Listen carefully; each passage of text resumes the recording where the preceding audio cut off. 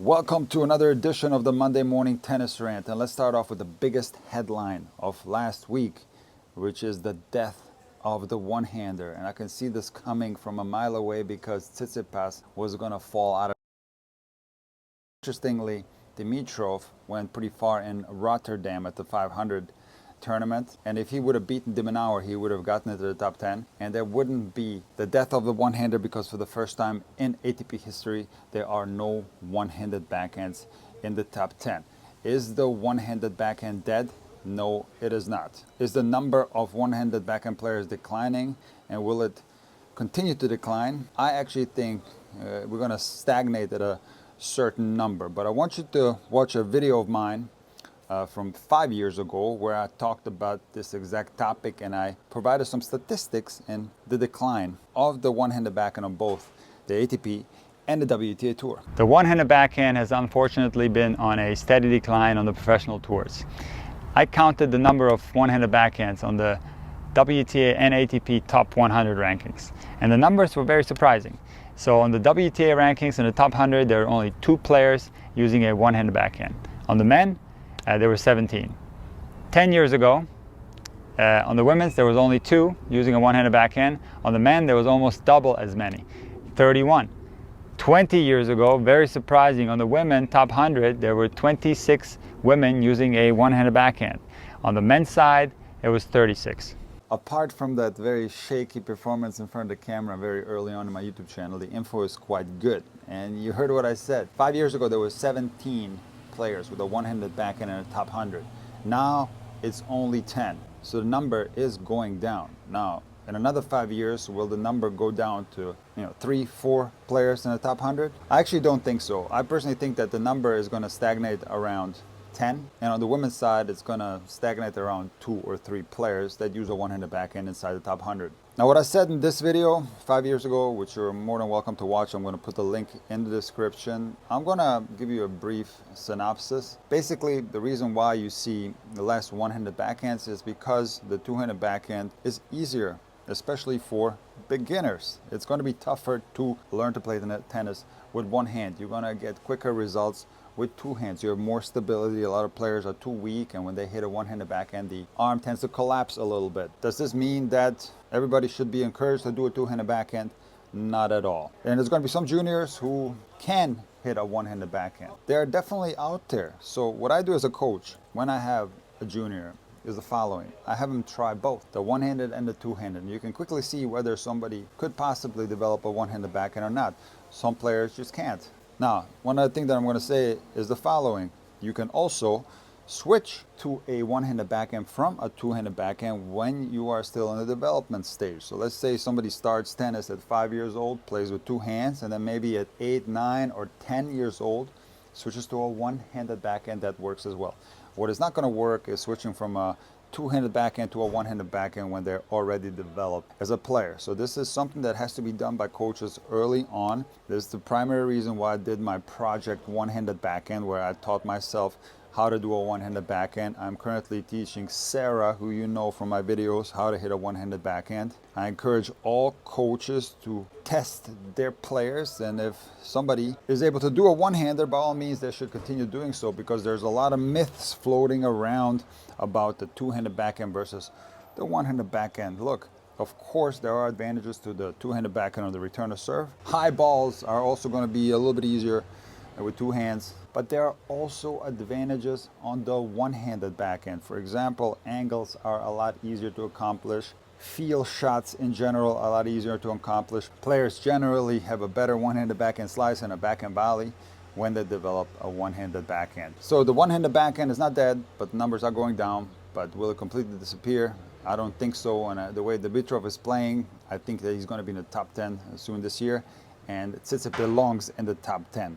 Don't get me wrong, this is a top 10 player, and we could potentially have 2 players in the top 10 with a one-handed backhand. So this is headline grabbing, this is clickbaiting, if you will. The fact that there's no one-handers in the top 10, that really doesn't mean anything. Now let's talk about Sinner, and I'm so impressed that he was able to win the tournament that came after winning his first Grand Slam tournament. Take a look at the list of players, how they performed after winning their first slam. And you might be wondering, how in the world do you lose first round or second round in the next tournament after winning a slam? Shouldn't you be on top of the world and have all the confidence in the world? Well, that's what makes tennis such a difficult sport. Of course, sometimes it can be a change of surface that contributes to an early loss after winning a Grand Slam. For example, Rafa, after winning the French Open, would sometimes lose first round on grass. I remember one time he lost to Dustin Brown in Halle, but other times players can get into a really bad funk.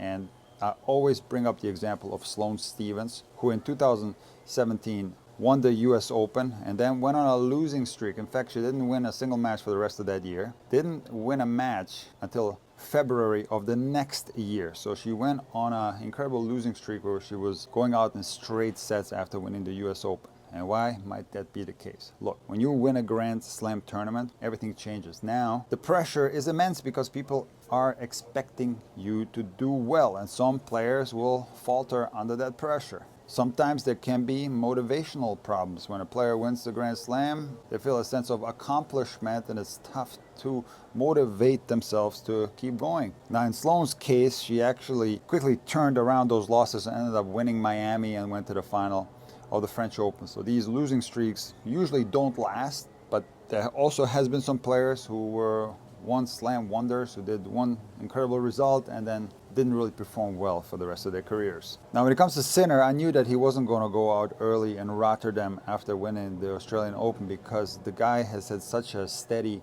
rise in the rankings, such a steady development.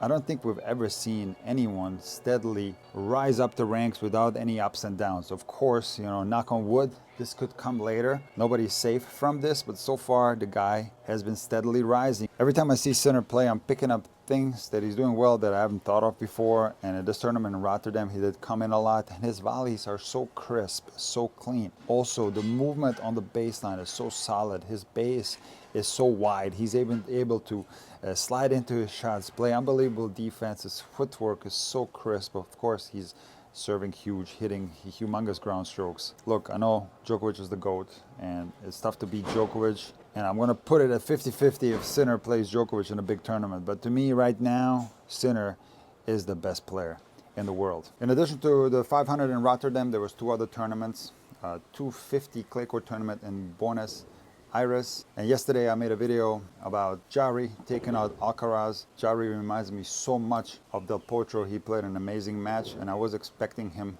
to take the title against the unknown Argentinian lefty. And thank you guys for letting me know about the difficulties a Chilean might face when they play a tournament in Argentina. And I think that might have been a big challenge for Jarry to play an Argentinian in a clay court final in Argentina, but not to take away anything from Facundo Diaz Acosta, a great lefty clay courter, just another fantastic player from the great tennis country of Argentina, who has produced so many fantastic players. Of course on clay, but not only on clay, even on other surfaces. Now, the Delray tournament is not over yet. It rained yesterday. The weather has been horrible this winter here in Palm Beach County. For you guys that don't know, I live in Palm Beach County. And the two best American players, in my opinion, Taylor Fritz and Tommy Paul, made it to the final. Tommy Paul won the tournament in Dallas the week prior. He's on absolute fire. Paul is one of the greatest athletes, one of the fastest guys on the ATP Tour, and Taylor Fritz has one of the best serves. So that's going to be a great final happening today. And now let me talk about the WTA 1000 in Doha. And again, this tournament was so under the radar. There was not a lot of buzz about it. The WTA does such a bad job with the marketing. All I heard this week was the men's tournaments. So of course, there was a little bit of talk. Once Iga won the tournament, she beat the Rybakina in the final. But the WTA Tour must do a better job in marketing these players, because they're great. I watched a lot of matches from Doha. There were some phenomenal matches. For example, Karolina Pliskova, who I talked about last week, being the ace queen. She won a ton of matches in a row. I think it was 8 matches in a row that she won. She made it into the semis in Doha before she had to retire. So that was super impressive. Ranking jumped from 78 in the world to 35 in the world. Naomi Osaka played well. She won a couple of matches. And in the women's game, we basically have the big 3. You can call it even the big 4 if you want to include Coco. These are the players that are performing the best in tournaments. And I'm going to say that out of the big three, Sabalenka, Rybakina, and Swiatek to me is the best player because she is the best mover. Now, this doesn't mean that she's always going to beat Rybakina and Sabalenka. They can take her out. But to me, the best players are always the best movers, and there's no doubt in my mind that she moves better than Rybakina, than Sabalenka, even though she might not have as much power as they do. Great movers have a way to dismantle powerful players. And you take a look at the men's, this is very much true that the greatest movers are always the best players. Take a look at Federer, take a look at Nadal, take a look at Djokovic, take a look at Alcaraz, or even Sinner. These guys are exceptional movers, and they're able to put themselves in positions where they're going to maximize the quality of their shots, and that's exactly what Iga does. Not only is she fast, being able to run down balls and do spectacular slides a la Alcaraz, but she also has those little steps that we should all try to copy from her and set herself up perfectly so that she can dictate play during the rally. So I'm a big fan of Iga. A lot of people are talking about her serve being bad. I don't think she has a bad serve. I will make a full-length video analyzing her serve technique. When it comes to the WTA players, there are always a couple of things that they could do better. Even some of the greatest servers in the world have some small little technical deficiencies, but I see Iga more of a spot server. She doesn't need to serve as big as a Rybakina or a Sabalenka. The serve needs to set up the point the way she likes, and I personally don't see the serve being an issue for her at all. Now, I talked about the marketing being poor on the WTA, but I want to give you a recommendation for something that's great for the WTA. And it's one of the best tennis-related YouTube channels that I've ever seen. It's called What the Vlog. I know this is a terrible name because it doesn't have tennis in the title, but the premise of this YouTube channel is the following. It's Daria Kazakhtina, who is a top WTA player, and her wife, who is a former figure skater, I believe. They are documenting